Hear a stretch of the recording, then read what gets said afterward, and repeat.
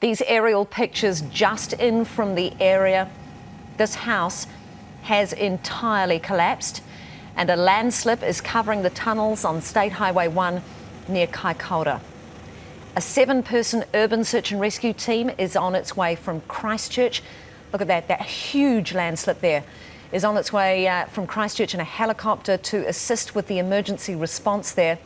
Now, military helicopters have also been deployed to help. This earthquake, it's been a little bit unusual in that we've had the main shock itself has been, around by Kaikoura, but a lot of the aftershocks, most of the aftershocks have been much further to the north, all the way as far north as Seddon, and there have been quite a few large aftershocks. As you pointed out, we have more than 60 that are 4.5 or larger, and there have been at least 3 that are magnitude 6 or larger.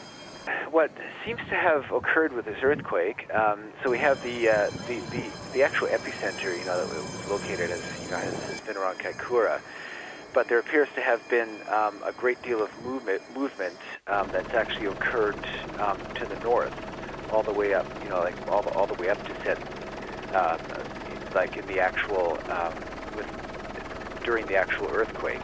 So we think that there actually may have been possibly what we would call a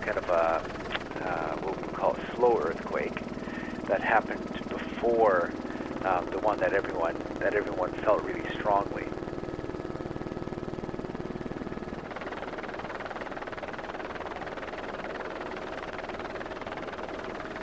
I didn't get as far south as Kaikoura this morning, unfortunately. I left here, timed my departure to allow for a bit of daylight the further south I got, because I knew the road would be a bit questionable.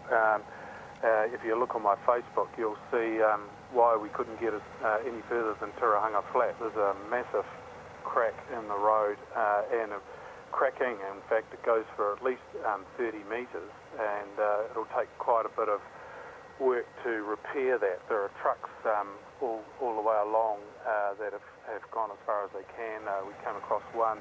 It's got a flat battery now and can't get started. They were evacuated for when the tsunami warning came out, but and now the truck won't start. Very scary. I was going to take my dog for a run when the first one happened, and I threw myself on the ground, and then that stopped, and I walked inside, and oh my God, everything came down. So I walked to the next door frame between the lounge and the hallway, and I just sat down with my dog and didn't leave until my neighbours came and got me most scared, as I have been for a long time. A popular tourist route along the North Kaikoura coast is now a dead-end road. After Monday's quake, State Highway 1 remains shut off to all but emergency vehicles, isolating small rural communities. Kim Savage found out why. When the earth moved, the road and rail went with it. A chunk of highway pushing up more than 4 metres into the air. Time frame for repairs expected to be months, if ever. The road in this little stretch here is relatively normal. Just around the next corner, it can be entirely different. The road can be in pieces. Driving down the highway, we've just come across this enormous fissure in the road. You can see where it's actually split off and slumped down about a metre. Well, it was a bit of a creek bed and a river at times after a bit of rain, but it's essentially made a new braid on the river. Locals here, like Dylan Simpson, grateful for what's left. I feel very lucky. I think everybody's been lucky, to be honest. Extremely lucky. Kaikoura airstrip, which is south of the town, a few kilometres on the main road out. There are 2 planes operational there with pilots.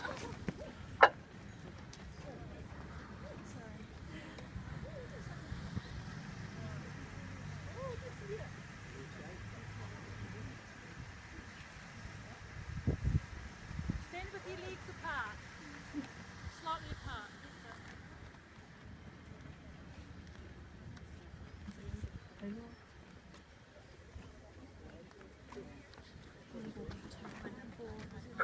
withdraw that cell phone. Yeah, different to all the others. It's, yeah. Describe it to me. Just the noise. Yeah, the noise is the big thing, eh? It's just, you hear it and then it just hits, and yeah, they're just so shallow, and it's just hard work. It's just been amazing to see the generosity extended by the locals here in Kaikoura to the trapped tourists, and the locals are facing just as much of a hardship themselves. And today what we saw was the famous Kaikoura Fair crayfish on the menu. 400 kilograms of crayfish donated by Ngaitahu. When we had the Christchurch earthquakes, the themes we adopted were aroha nui ki te tangata, which simply meant that whoever we come across, we helped. Bringing a treat to the Mari's emergency menu. The boys are making crayfish pie, crayfish soup. We're going to use all the shells to make the stock and make a soup from that, make the base, whatever. So this is quite luxury. But much needed. So we've got no cash and very little food, and we may be here for another week or two. They fed 800 people in here last night, but today they've been so run off their feet, they've lost count. It's surprising how many people are here, to be honest. So we'll just keep going.